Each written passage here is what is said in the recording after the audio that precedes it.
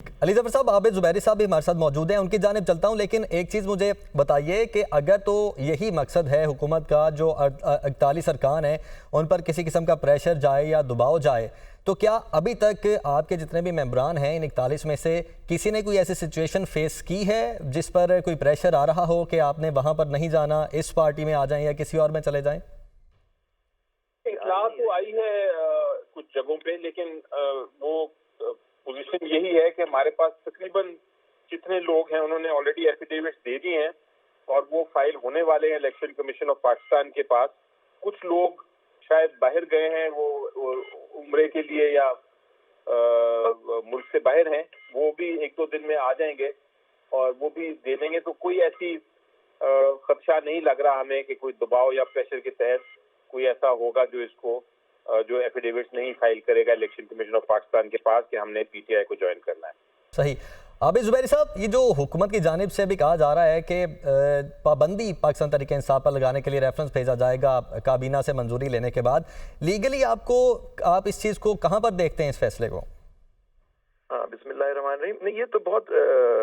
کوئی غیر متوقع فیصلہ نہیں ہے، انہوں نے کرنا یہی تھا کیونکہ ہر طرف ان کو شکست ہو رہی ہے۔ خود وہی فارم 47 کی حکومت ہے، اللیگل وہ بیٹھے ہوئے ہیں اور وہ انڈر انسٹرکشنز کام کر رہے ہیں۔ تو جنہوں نے جو ان کے ماسٹرز ہیں انہوں نے کہا ہوگا کہ جی اب یہ لاسٹ حربہ یہ بھی استعمال کرو، ان کو بین کرو، ان پہ آرٹیکل 6 لگاؤ اور کسی طرح ان کو فارغ کرو اور ان کو جو بھی ان کے ساتھ کرنا ہے۔ لیکن یہ بھول جاتے ہیں کہ یہ اگر جو بھی آرڈر پاس کریں گے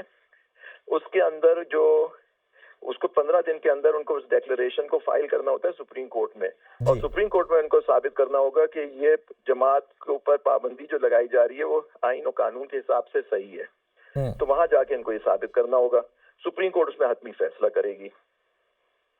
صحیح۔ اچھا عابد زبیری صاحب، یہ بتائیے گا لیگل پہلو پر ہی میں تھوڑا سا آپ سے بات کرنا چاہوں گا کہ ابھی جو جمعے والے دن فیصلہ آیا 8/5 کا، اس میں 8 ججز نے تو یہ فیصلہ دیا کہ پاکستان تحریک انصاف ایک سیاسی جماعت تھی اور ہے۔ اگر کل کو یہ ریفرنس سپریم کورٹ میں جاتا ہے تو کتنے ججز کا یہ بینچ ہونا چاہیے یا ہوگا جو کسی بھی صورت میں فیصلہ دے سکتا ہے؟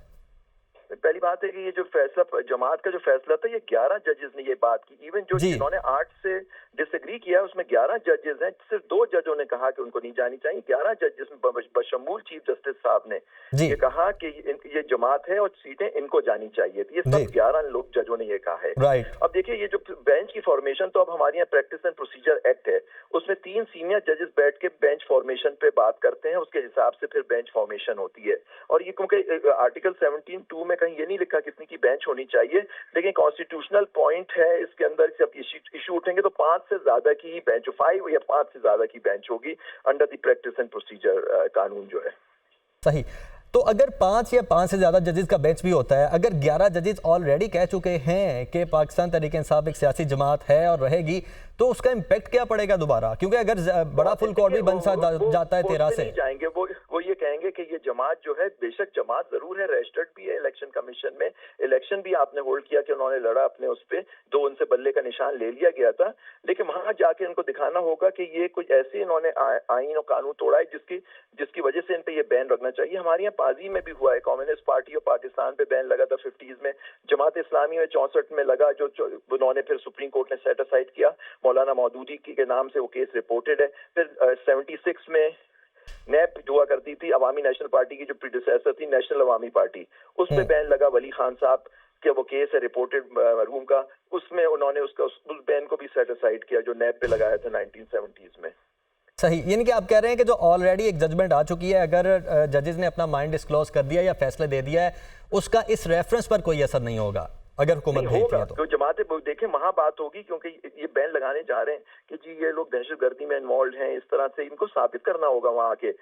جماعت ہوگا، لیکن بالکل ہوگا، کیونکہ وہ یہ دیکھیں گے کہ متواتر اس پہ اس طرح کے حملے ہو رہے ہیں، آئین و قانون کو توڑا جا رہا ہے، الیکشن وقت پہ نہیں کرائے گئے despite the fact supreme court کے اور کئی آرڈرز کے ہونے کے باوجود، اور پھر جو ان کے ساتھ ہو رہا ہے ان کے لیڈر عمران خان، ان کی زوجہ اور ان کے اور لیڈران کے ساتھ، یہ ساری باتیں سامنے آئیں گی۔ کورٹ ضرور پوچھے گی کہ یہ اب آپ نے سڈنلی ابھی آپ نے کیسے آپ کو خیال آیا کہ اس پارٹی کو بین کیا جائے۔